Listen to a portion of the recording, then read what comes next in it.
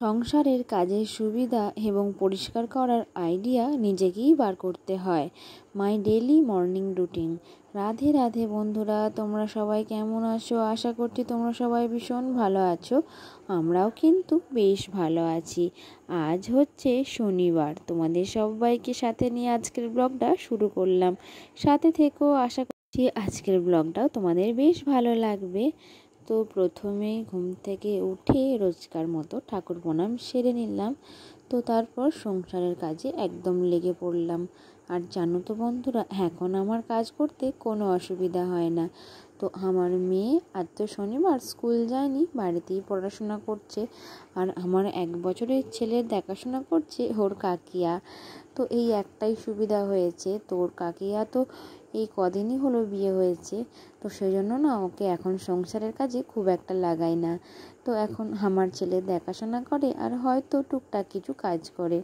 তো যাই হোক, সকালবেলায় এখন ছেলেকে ওর কাকিয়ার কাছে দিয়ে আমি কাজে লেগে পড়েছি। তো প্রথমেই কি বলতো, ঝাঁটপাটগুলো দিয়ে ঘর দুয়ারটা পরিষ্কার করে নিচ্ছি। তো বিছানাগুলো না আগেই বাগিয়ে ঝেড়ে রেখেছিলাম। তো তারপর এখন শুধু ঝাঁটটা দিয়ে নিচ্ছি। তো কী বলো তো, সকালবেলায় না বাড়ির সবারই বেশ তাড়াতাড়ি থাকে। তো সেই জন্যই আর কি সকালবেলাটা না মানে যেগুলো আগের কাজ সেগুলো আগে করে নেওয়ার চেষ্টা করি। তারপর সেগুলো সারা হয়ে গেলে তারপরে বাড়তি কাজে হাত দিই আর কি। তারপর কী বলো তো, সকালবেলায় বাড়ির ছেলেদেরও বাজার যাওয়া তাড়াতাড়ি। তো ওদের বাবা আর কাকাই বাজার চলে গেছে, আর আমার শ্বশুরমশাইরাও খুব সকাল সকালই বাজার চলে যায়। আর ওদের বাপি আর কাকা একটু দেরি করে যায়। তো যাই হোক, ঝাঁটপাট সেরে আমি চলে এসেছি একদম সবজির বাগানে। তো প্রথমে গোটা কতক বটবটি হয়েছিল, সেগুলো তুলে নিয়ে এই যে গাছে অনেকগুলো কুমড়ো ফুল ধরেছিল সেগুলো সব তুলে নিলাম। তো এদিকে দেখো বন্ধুরা, আদা গাছগুলো কিন্তু জল পেয়ে বেশ হয়েছে। আর আমাদের যে এই লঙ্কা গাছগুলো দেখছো, এই লঙ্কা গাছগুলো না 2 বছর আগেকার। কিন্তু এই লঙ্কা গাছগুলো একভাবে এত লঙ্কা হয় কি বলবো তোমাদের। তো পুরো একদম গাছ ভর্তি, কিন্তু আমি না এই সকালবেলায় কোনো জায়গা আনিনি, মানে একটা বড় কোনো জায়গা আনলে অনেকগুলো লঙ্কা তোলা যেত। কিন্তু তাড়াতাড়ি করে যে কটা পারলাম সে কটাই নিয়ে এলাম। তো তারপর দেখো, এদিকে ছেলের খাবারও বসিয়ে দিয়েছিলাম। তো ছেলের জন্য এখন কুকারে বানাচ্ছিলাম আপেল সেদ্ধ। তো ছোট ছোট করে আপেলগুলোকে কেটে আর কুকারে সেদ্ধ করে নিলাম। তো এদিকে সকালে একবার চা হয়েছিল, তো সেই জন্য না সসপ্যানটাতে ওই যে চায়ের দাগ দেখো। তো তারপর আবার না চা বানাতে বসিয়ে দিয়েছি আর কি। তো ওই সকালবেলায় শনিবারে আমার মেয়ের গানের স্যার আসেন। তো গানের স্যারকে এই যে চা বানিয়ে দিচ্ছি, আর ওইদিকে বেগনে বসিয়ে দিয়েছি। মানে এই চা আর বেগনি আর কি সকালবেলায় স্যারকে দিই। তো শনিবার দিনে সকালে বা সন্ধ্যায় আসে। তো আজকে গানের স্যার সকালেই এসেছিলেন।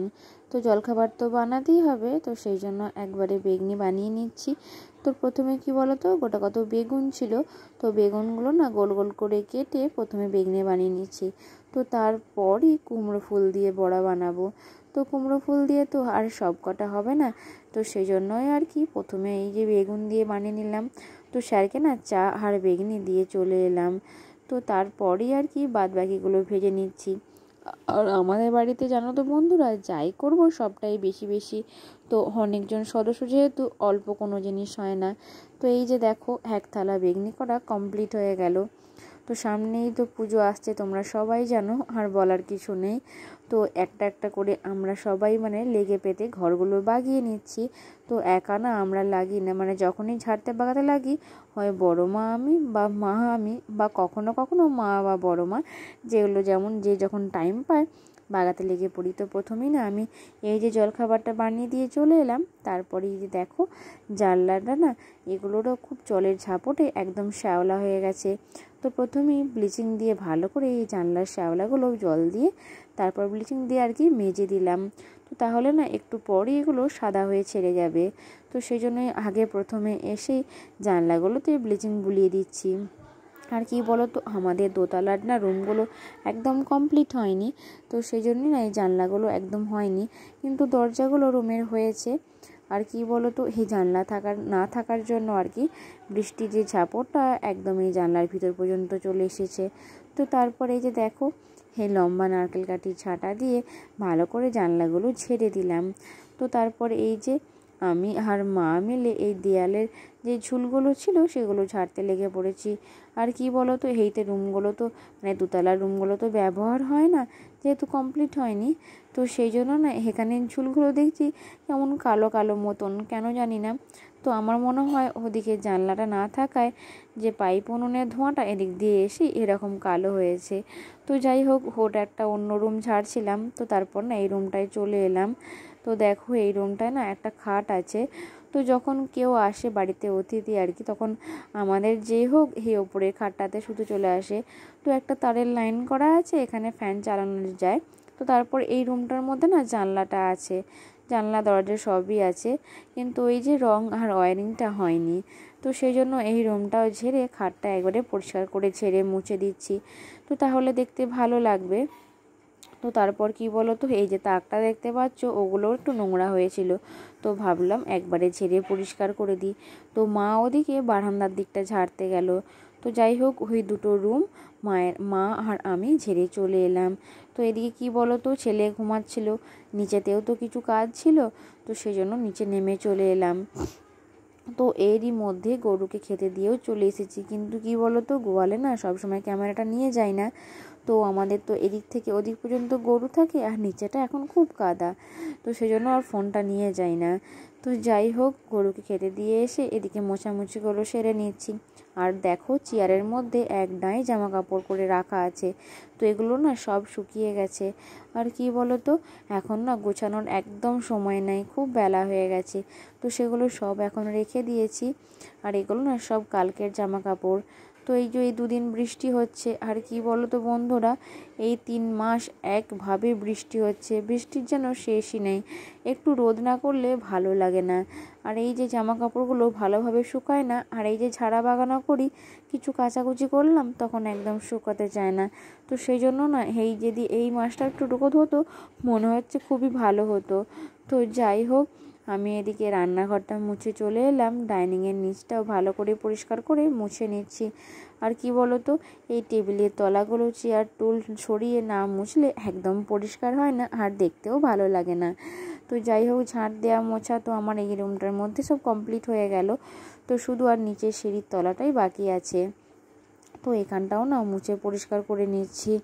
আর এদিকে কি বলো তো, ছেলে তো উঠে পড়ার সময় হয়ে গেছে, সেই জন্য তাড়াতাড়ি করে হাতের কাজগুলো সেরে নেওয়ার চেষ্টা করছি।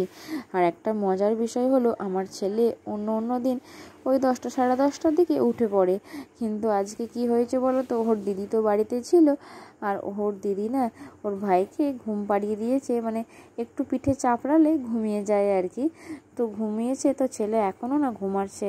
তো এখন প্রায় ওই 11টার মতো বাজবে, তো ছেলে না এখনও ঘুমাচ্ছে। আর আমি কি বলো তো, একটু ওর বাপি বাজার থেকে পনির এনে রেখেছিলো, তো সেটা ফ্রিজের মধ্যে ছিল, বার করে না এভাবে পিস পিস করে কেটে দিচ্ছি।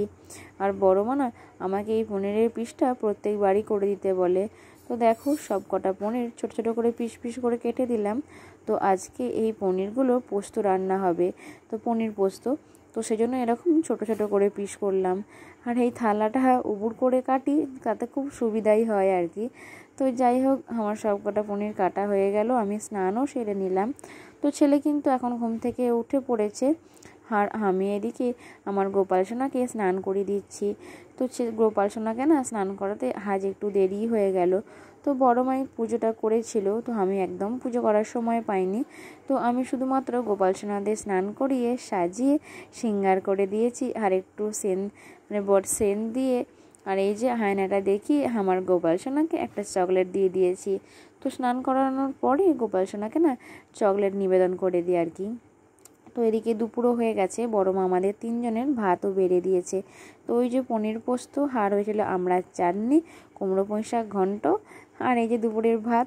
তো আমরা 3জনে খেয়ে নিয়েছিলাম, মানে আমি, আমার মেয়ে আর যা।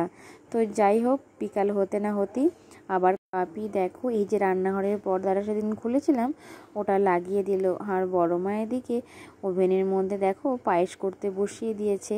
তো তোমরা কম বেশি অনেকেই যারা আমার ভিডিও রোজ দেখো তাদের বলি, তো তারা তো জানো, আর যারা আমার ভিডিও আজকে নতুন দেখছো তো তাদের বলি যে দুপুরের আর রাতের রান্নাটা বড় মাই করে, মানে আমার জেঠশাশুড়ি রান্নাটা করে।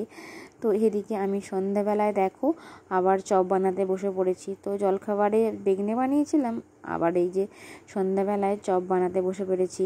তো আমাদের বাড়িতে না সবাই এই বেসনের খাবার খুব পছন্দ করে। তো তারপরে সবারই কম বেশি একটু ঠান্ডা লেগেছে আর এই জ্বর জ্বর ভাব। তো এই সর্দি জ্বর মুখে একটু গরম গরম ঝাল ঝাল চপ হলে বেশ লাগে।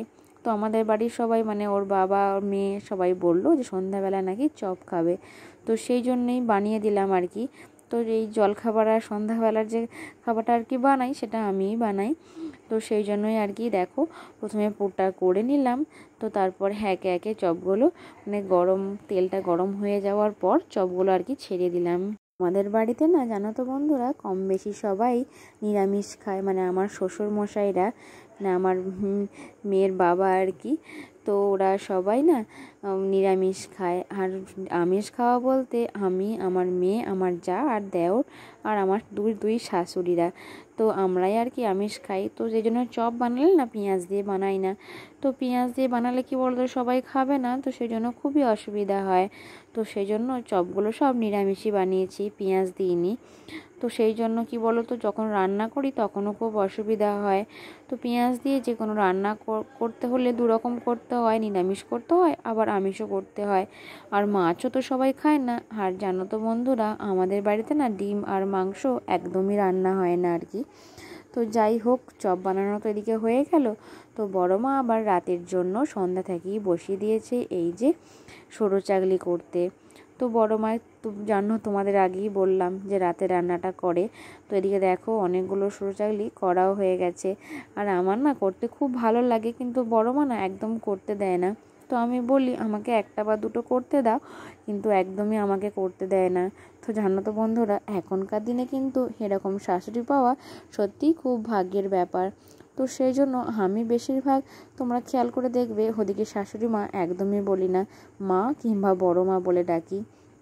তো যাই হোক, এভাবেই কিন্তু সরু চাকলিটা বানাচ্ছিল। মানে প্রথমে দিয়ে চাড়িয়ে নিয়ে তারপর ঢাকা দিয়ে একটা পিঠ ভালোভাবে হয়ে যাওয়ার পর তারপরে আবার উল্টে দিয়ে আবার নামিয়ে নিচ্ছিল আর কি। তো যাই হোক বন্ধুরা, আমার ভিডিওটা আজকে এখানেই শেষ করছি। আবার দেখা হবে নেক্সট ভিডিওতে। রাধে রাধে।